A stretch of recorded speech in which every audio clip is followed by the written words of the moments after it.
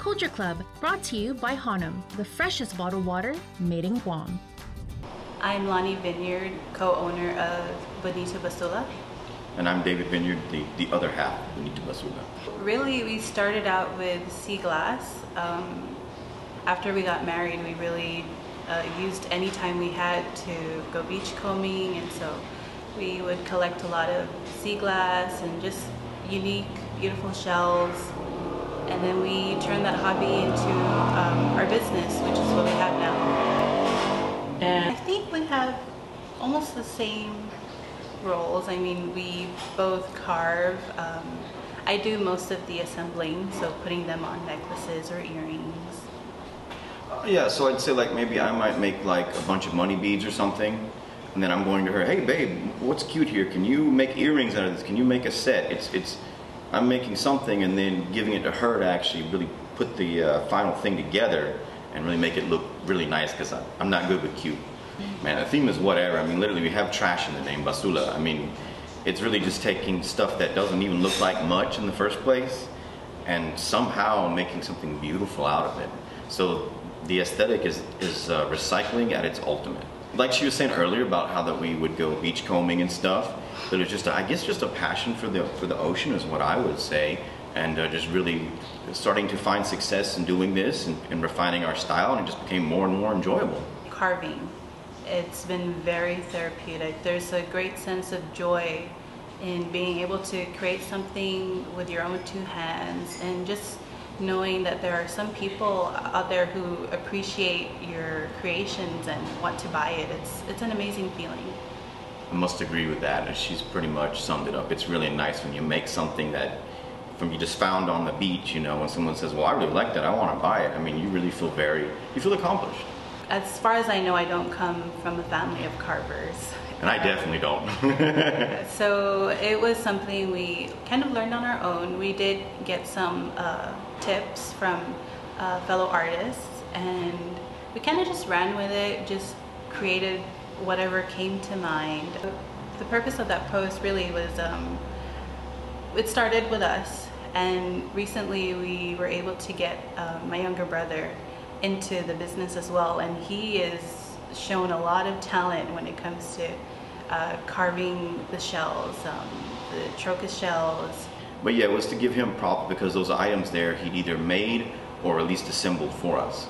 I like to think of it, carving is definitely an art, and you know, everyone can take up painting and dancing and singing, but maybe not everyone's going to be good at it. You kind of have to find your own talent. So I do suggest anyone who's interested in you know, making sea glass jewelry or just learning the traditional carving, definitely take the leap and try it out, because you really don't know if you have that talent until you try it out.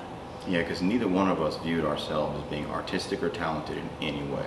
We started off with sea glass, and there's nothing traditional about that. But from that, it actually helped me to get into spondylus and now HEMA, and it's a big part of my culture being a Chamorro woman, and just knowing that I can have that opportunity to share in that, it's a nice feeling. And yeah, it definitely helps me to preserve that part of my culture. For me, I would say that the number one thing is patience, because it takes time, but you also need a great deal of creativity, and you also need motivation. You've got to stay motivated so that you actually finish it out, get to the finished product, because there can be a lot of polishing and little issues that you run into that you really have to overcome before you have a finished product. I would say to keep doing what you're doing, especially when it comes to the cultural aspect. We want to keep that up. It tells a story of who we are and where we come from, and it'd be nice to share that with everyone else. This is where we're headed, because it's like we didn't know we were going in this direction in the first place. And like we said, we started out from sea glass. We would do a few little shell things over the years, but only the past maybe 6 months we really start getting into shells. So when it comes about like the direction we have, we don't even know where we're going to end up. Our style is so different and random. man, we just do whatever comes our way, to be honest. Yeah, and I think that's the big thing too. Like I don't think anyone should feel pressured to go in a certain direction. Just, you know, do what you like to do. Try it out, because you'll be surprised how many people will actually like what you make. Definitely, if you're on island here in Saipan, you can come here to MC, Mariana's Creations. We have a little display in the corner. We restock at least once a month, if not two. And then we also have our Instagram at Bonita Basula. We have a website. The link is in our bio. Everything that we make will be on our page. You can kind of surf through what we make and whatever is available on the website. But we do greatly encourage custom orders, because I feel like that's what makes us great, you know. It improves us. Sometimes people give us ideas that we never would have thought of on our own. Culture Club, brought to you by Hanom, the freshest bottled water made in Guam.